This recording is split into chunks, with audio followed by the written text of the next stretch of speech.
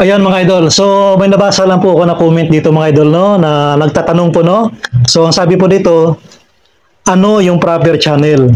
So ito yung isang comment dun sa mga video natin mga idol no na ano daw yung ibig sabihin ng proper channel. So katulad nito mga idol, yung proper channel sa madaling salita, step by step po ito mga idol no. Huwag tayong magba-bypass. So ibig sabihin mga idol, katulad nun, yung report natin ipapasa natin sa detachment commander na kapor. Pero for proper channel, dapat nakatro, no? Dapat alam din po ng SIC or ng chief in charge, yung mas mababa po no na officer.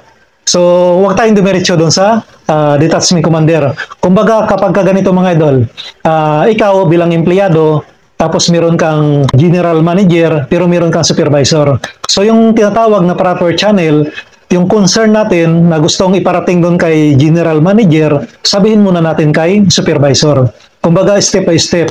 Huwag tayong didirekta kay general manager kasi meron po tayong supervisor. So, yun po yung mga idol. Huwag natin i-bypass si supervisor kasi magkakaroon po ng hindi magandang pagkakaunawaan yan. Kumbaga, dinirekta natin yung concern kay general manager nang hindi alam ni supervisor. So, dapat step by step. Kay supervisor muna, tapos si supervisor, siya yung magsasabi kay general manager.